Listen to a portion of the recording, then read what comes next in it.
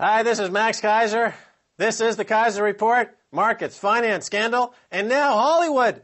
That's right, because they're starting to trade Hollywood box office futures, if not this week, then next week. So all the financial scandals we've been tracking on this show, we can now apply to the new scandals that'll come out of Hollywood. I've got an insider on videotape confessing that he's traded on inside information as it applies to this new Cantor exchange and this other exchange. We're going to be playing this videotape, I think, the next show. It's a worldwide exclusive. Insider admitting insider trading. But shouldn't come as any shock to anyone who watches this show. It's all inside information. It's all market manipulation. And the economy around the world is crashing. Stacy Herbert, tell me more. Well, speaking of a crashing economy, Max, Greece wins Euro 45 billion aid pledge to blunt crisis. I like the way the headline is written, that it's like a casino gulag. So they've won a loan from the Europeans and the IMF. The loan is going to be at below market rates. Right now, rates available for Greece are 7%. And the European zone, the euro area, is going to offer them a loan of 5%. Yeah, that's right. Greece is being set up for more austerity measures. And this is a way to ease the pain into austerity measures, to try to put off that day of reckoning for the public. You know, the public's been out on the street demonstrating and rioting, and now they're saying, oh, we've got a package.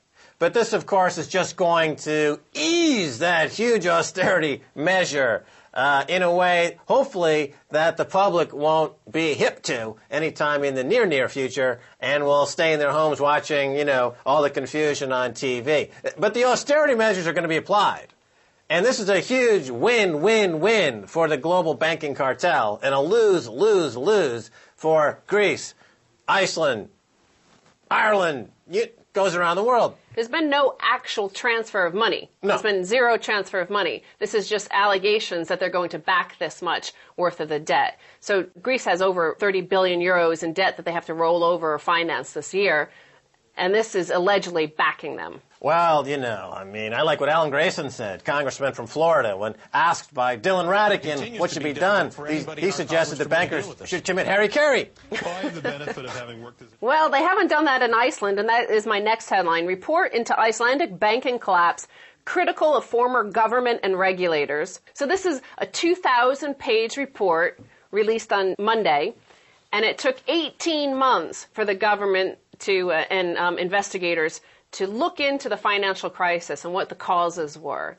The report found that half the value of the loans advanced by Iceland's three major banks went to just 100 concerns, 100 individuals and companies. Pálmi Haraldsson, for example, was business partners with the former owner of Glitnir Bank, which was the biggest bank in Iceland. And he was taking out massive loans from Glitnir, which should be a conflict of interest. A dissenting manager inside the bank, his email was released to this investigation. He said, quote, I don't understand why we just don't loan Pálmi 2 billion krona to stash away in the Caymans before he goes bankrupt, instead of going through all these twists. Right, just put the bribes right in their bank accounts directly. Why go through the pretense of some kind of economic process? It's just pure fraud. Just to recognize it as fraud, let the people get in their food lines and suffer accordingly, and as they enter the casino gulag, and forget about the theatrics. All of those, the oligarchs, the guys who took the billions, still remain billionaires, and they all have safe haven, of course, in London, where all despots and oligarchs hide the wealth of their nations with free reign. Sure. I mean, look, the market's not being fooled by this in one sense, because gold just made a new high against the British pound and the euro. I mean, that's been my position for 5 years. And in the UK pound terms, it's quadrupled in the past 3 or 4 years. So, I mean, that's my position, is that just let this farce unfold and have your precious metals, because there's no way anyone's going to stop it from crashing on the rocks, and there's no reform coming. Well, back in Iceland, we see these headlines for the actual people left behind. Destitute and desperate, Icelanders opt for exile. Last year marked the largest exodus from the country since 1887. Most of the people leaving are heading to Norway. Now, one woman profiled in this article talked about the reason why she's having to flee is because she took her mortgage loan out at the suggestion of her banker in Swiss francs and yen. So this is part of that casino gulag. This is pure speculation. To engage in the carry trade for a normal individual, this woman who just had a normal job, she was like an accountant, worked as a receptionist. She had no idea what she was engaging in by getting into this, into the carry trade. She says now, my loans are twice as high as they were. The payments keep going higher, so I have to leave. I'm forced to. Yeah, well, the bankers were pimping the yen and pimping the Swiss franc, and the people ended up having their loans collateralized in a currency that they had no business having collateralized in. Well, explain the carry trade, though.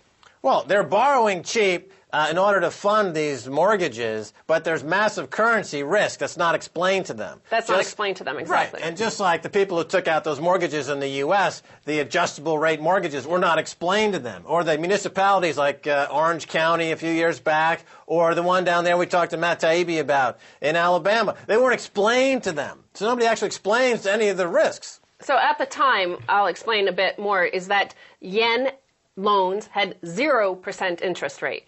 Icelandic loans had 15% interest rate. That looks like an obvious thing to the normal person. They say, wow, I'm going to take the 0% loan. Why would I take a 15% loan? But they don't explain that currencies can crash like their Icelandic krona did, and her rates were then doubling. This takes us to the next headline. Iceland's new poor line up for food. So this is the number of people having to use the food bank has tripled in the last year.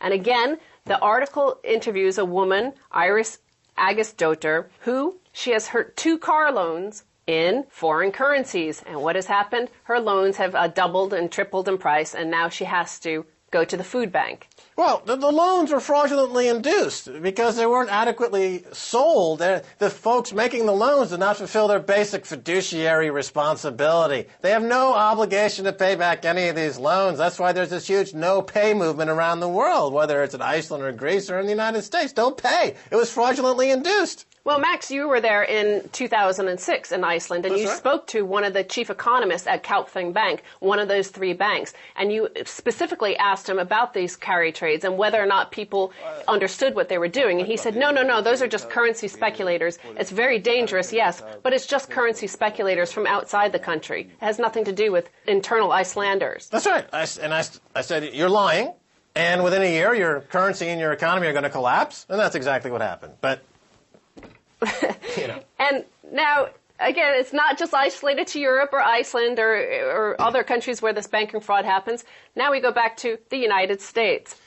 Surprise, Wall Street banks still masking debt levels at the end of each quarter. This is a Wall Street Journal investigation, and they found that a group of 18 banks, including Goldman Sachs, Morgan Stanley, JP Morgan Chase, and Bank of America, and Citigroup, understated the debt levels used to fund security trades by lowering them an average of 42% at the end of each of the past quarterly periods. And they're using the Repo 105 thing. So the Federal Reserve Bank is complicit with them in this hiding of their debt levels. Yeah, at the end of the quarter, they borrow a huge sum of cash, then say, look, here's a bunch of cash, so our debt to equity is not really that bad. And then when the reporting season's over, they return the cash, and they go around this carousel of fraud. All the banks collude with each other, and the Federal Reserve is in on it, and Timothy Geithner is in on it, and Ben Bernanke is in on it, and they commit massive carousel fraud and peekaboo accounting. And the result is destabilization of the economy, and of course, that's leading to higher gold prices. It all comes back to the same thing. Higher gold prices, because Geithner is effectively a financial terrorist. Ben Bernanke is a financial terrorist. And in that kind of scenario, you want to own the thing that's going to benefit from the continuation of these guys in office without any reform whatsoever, and that thing is precious metal. Well, and it also signifies the trashing of the currency, which takes me to the next headline, looming the end of cheap credit. This is a Huffington Post headline regarding a New York Times investigation that, interest rates have been falling for 30 years. As you know, starting from 1981, they've been sinking for 30 years. So the mindset of the average American consumer is that it's always going to be easier and easier to service their debt for the last 30 years. Because even though their debt levels have gone up many times over since 1981, the servicing of the debt has actually gone down. but the aggregate amount has been increasing. And I'll make the following prediction. When the 10-year T-bond rate gets to 5%, there will be another massive disclosure of bank debts heretofore undisclosed, which will usher in another deflationary kerplunk in the entire banking sector. In other words, they're still holding on $20 trillion in bad debts that they're holding back and waiting. If rates go up significantly in the short term, they're going to say, oh, look, they open the kimono. Oh, look, here's $20 trillion in debt we didn't tell you about. Oh, it's deflationary nightmare spiral vortex. Oh. It's just a game that they play. They have the ability to expose either $20 trillion in fresh credit when they need to pay their Christmas bonuses or $20 trillion in fresh debt when they need to refinance their yachts. Bill Gross, who heads PIMCO, which is the largest bond trader in the world, has been dumping U.S. Treasury bonds recently. He went from having 50% of his fund in U.S. Treasuries to now just 30%. Mostly he's gone into German bonds. But he says the people are going to get squished. And this is the American population because interest rates on the U.S. Treasury note, the 10-year Treasury note, is expected to go to 5% by 2012, which is the same that Greece is now being offered. But each percentage point rate rise, 1 percentage point increases the cost of the average American consumer on their house, the cost of their home, by 19%. Well, PIMCO is a smart guy. Bill Gross is a smart guy, and he's dumping his Treasury bonds. And that would, he's a smart bond manager. And if this is, in fact, 25-year end to the 25-year bull market, then that higher rate scenario plays out. And, of course, there would be an enormous squish. In either scenario, the average person who's not a certifiably insane financial terrorist working for Goldman Sachs is going to get the short end of the stick. Stacy Herbert, thanks again for being on the Keiser Report. Thank you, Max. Don't go away. We'll be right back with much more.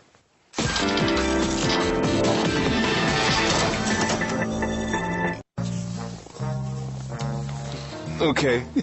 Don't let my girlfriend see this. Все необходимое. Поэтому штаны.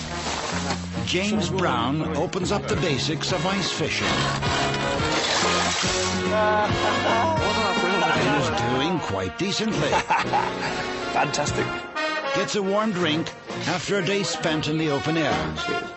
Join him on RT. Every month we give you the future. We help you understand how we'll get there and what tomorrow will bring. The best in science and technology from across Russia and around the world. Join us for Technology Update on RT.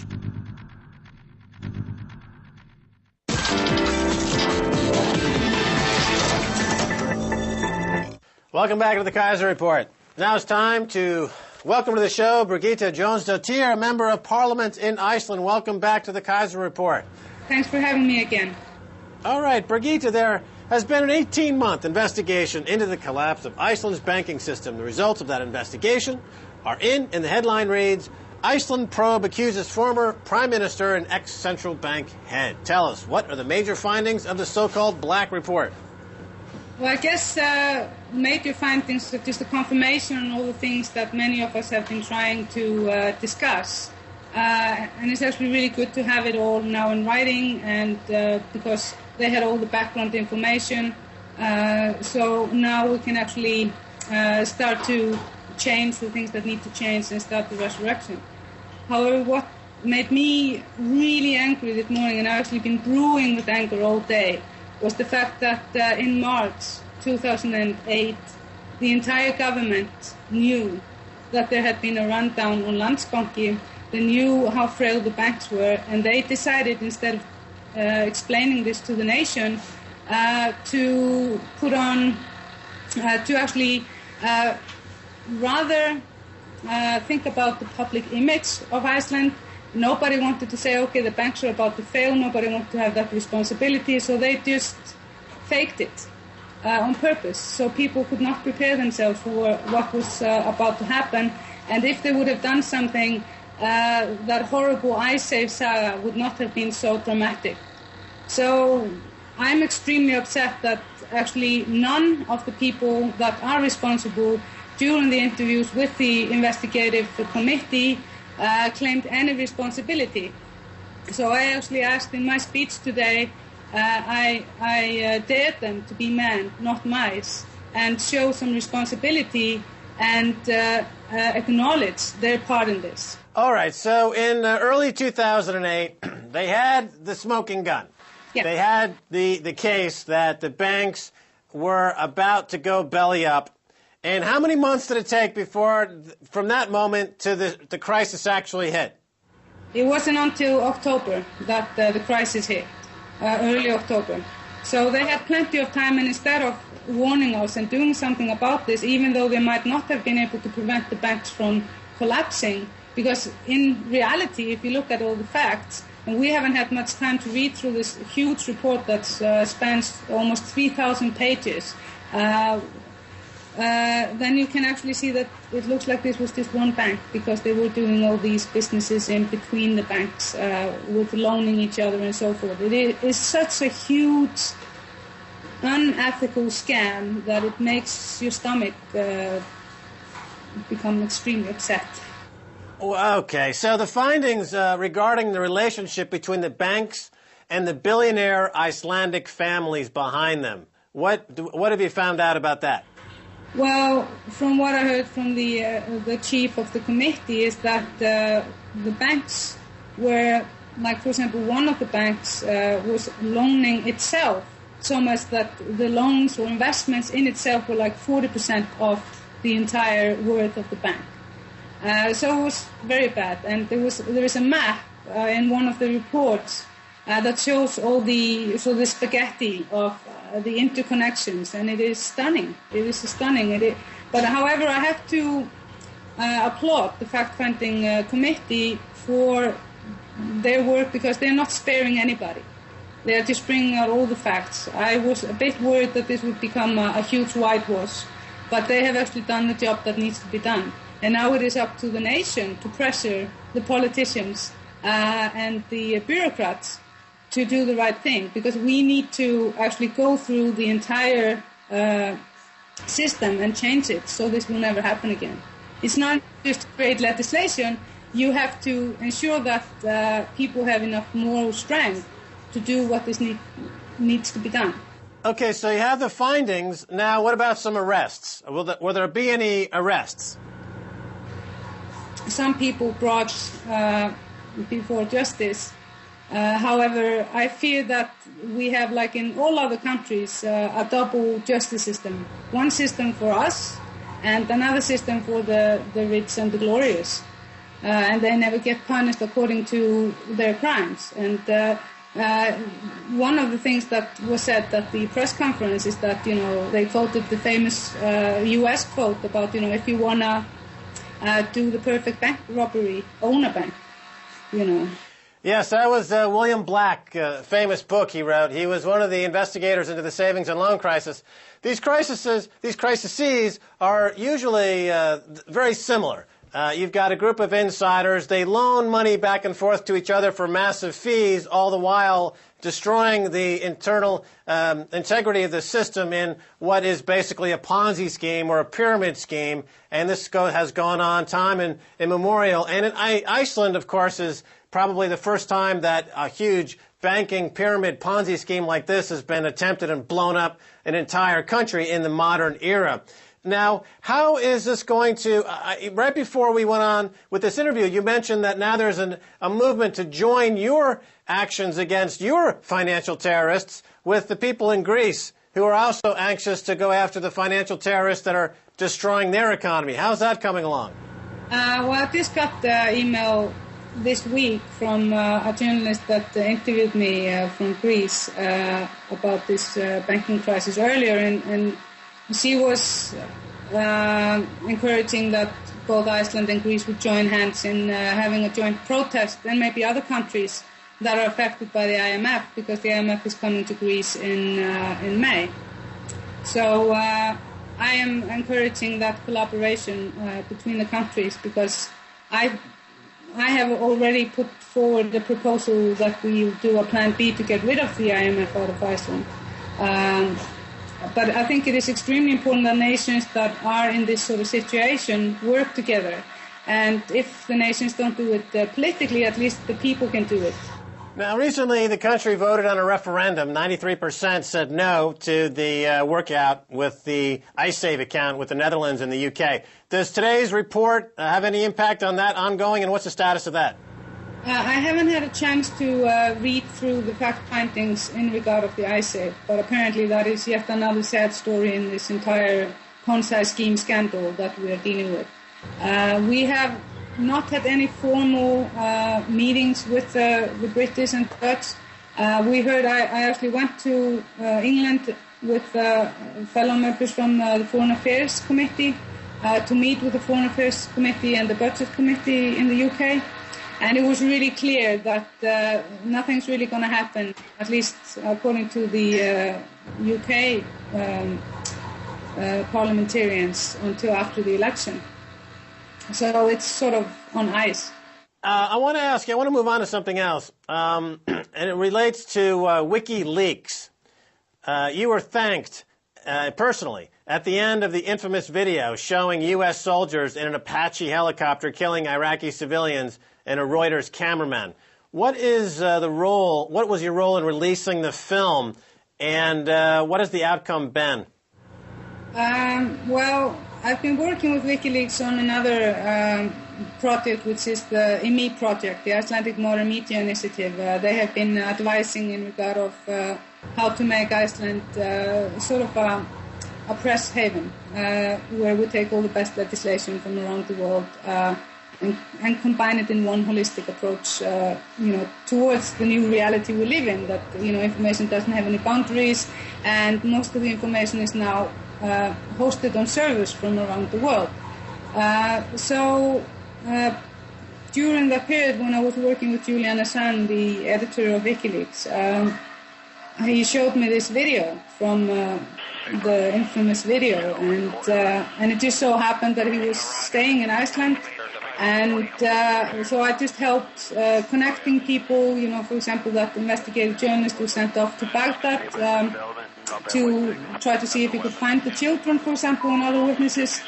And then I basically just helped co-create the framework around this, such as helped write the script, helped set up the website, with some of the facts for that. I just did because I sort of can do anything I'm asked to do, so I basically just did what I could, because I thought it was so important that this particular leak would get the attention it deserved. And I think already very many good things have come out of it, and I think perhaps for me, who fought very hard against this war, it was important to make sure that the witnesses, that you always hear from the witnesses in war, it doesn't matter if it's in Iraq or in other countries, telling an entirely different story than the military authorities. So at least this will hopefully make it so that the stories of witnesses have more weight in the future. And I also think we almost nearly managed to stop this war, the general public from around the world. Maybe if the general public is allowed to see the slaughter of civilians in a high-tech war, they will come out to the streets if there is going to be a request for another war against another nation in a coalition of the willing again. Well, economically speaking, if Iceland becomes a safe haven for journalists, you might get an influx of people moving to Iceland. For example, I would be tempted to move there if it was a genuine safe haven for journalists, because all journalists now working around the world exposing the banking corruption and the financial terrorists really have got a lot of pressure coming from all directions. But anyway, that's got to do it for this edition of the Keiser Report. Thanks so much for being on, Brigitte. Thank you so much for having me, and thank you for everything you do. All right, thanks again. And that's going to do it for this edition. I want to thank my guests, Stacy Herbert and Brigitte Jones-Dottir up there in Iceland. And if you want to send me an email, please do so at keiserreport@rttv.ru. Until next time, this is Max Keiser saying bye, y'all.